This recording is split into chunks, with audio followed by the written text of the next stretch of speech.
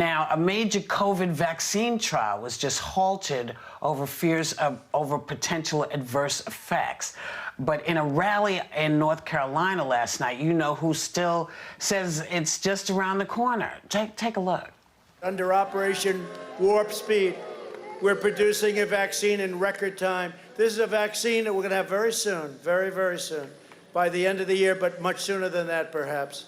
Joe Biden and Kamala Harris, rated the most liberal, are undermining science and risking countless lives with their reckless anti-vaccine rhetoric. That's what they're talking about.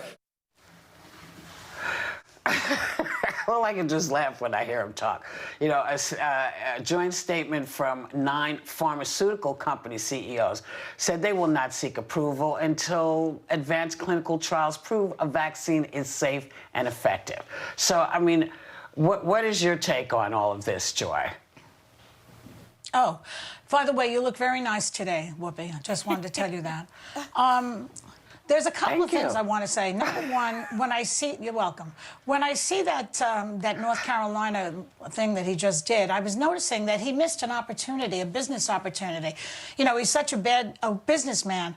He could have told everybody in March to put on a mask, just like Dr. Fauci said, and they could have had the word Trump plastered on it, and he would have made some money, like he likes to do. But he missed that opportunity.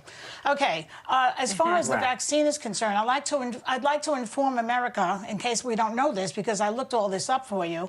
The mumps vaccine took 4 years. The polio vaccine took 20 years.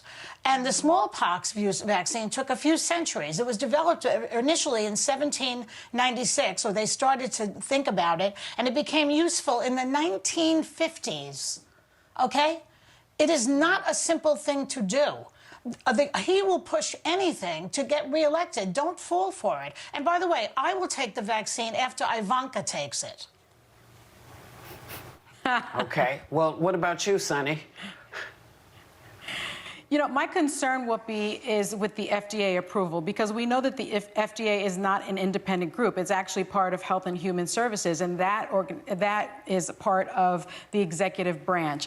And so there's evidence that, you know, the FDA has been politicized. Let's remember what happened with hydrochloroquine and that decision, the convalescent plasma decision. So that kind of politicization, I think, erodes the public trust in the efficacy and the safety of the vaccine. So in my view, I start to think, are they cutting corners for political purposes? Are they going to give approval so that this kind of vaccine is available right before the election to make Donald Trump look good? Does Donald Trump really care about the safety of the vaccine, or does he just want to make good on his promise to have the vaccine? And that is really my concern. Right. And then think about who needs the vaccine the most. The Black community has been disproportionately affected by the coronavirus.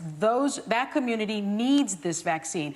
Also, the Black community makes up the vast majority of the frontline workers, of the essential workers. So they need the vaccine, but they are 40% less likely to take that vaccine because they don't have trust in it. I was actually speaking to my good friend Floyd, Black guy from law school, and I said, do you think you would take the vaccine if it became available? He said, I got one word for you, Tuskegee. And that really, really just struck me to my core, because remember, that's 40 years of, you know, human trials on Black people. And we remember that. Right. And so I don't think that the Black community who needs it the most is even going to take the vaccine. Right. So, Megan, what's your opinion on all this? Because he seems to be making this a campaign issue now. Feels a little risky to me. What do you think? Well, I think Sonny's friend Floyd isn't alone. According to an NPR poll that came out that was polled before August, only 1/3 of Americans said that they would take the vaccine when it came out. I think both sides are guilty of politicizing this. You had Kamala Harris coming out a week and a half ago saying, you know, she doesn't know if she would take the vaccine as well, and she was questioning President Trump. And I think that no politician should be weighing in on the efficacy of a vaccine. We should trust doctors and scientists and pharmaceutical companies as much as you trust pharmaceutical companies. But there's actually 9 right now who are in the 3rd stage of development right now. And I do think, although this specific vaccine has run into problems with side effects, we should still maintain hope that there's a lot of great scientists working on this. And I think one of the great tragedies of the past I don't know, 15 to 20 years of my life is anti-vaxxers, and it is people that are constantly questioning science. And now, as you're well aware, Whoopi, because we've talked about it, you know, there's measles outbreaks places, there's diseases coming back that we haven't seen in decades and decades. And I think this is now reaching a fever pitch, and this is the chickens coming home to roost on questioning science and scientists and people who dedicate their lives to making the world healthier and a safer place. And I just think it's a tragedy. Yes, you're right. Now, when it comes around, Sarah, are you one who feels that, you know, when they've made it safe and available, you might try it?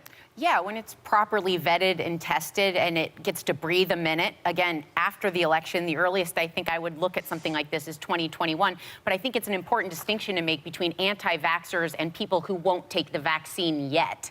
Because I think I don't even get new technology because I'm worried about the first round of glitches. So I think you allow it to kind of run its course, be tested properly and in a timely manner, and then you allow the most vulnerable among us to take it first. But when that is all done, I will absolutely take a vaccine.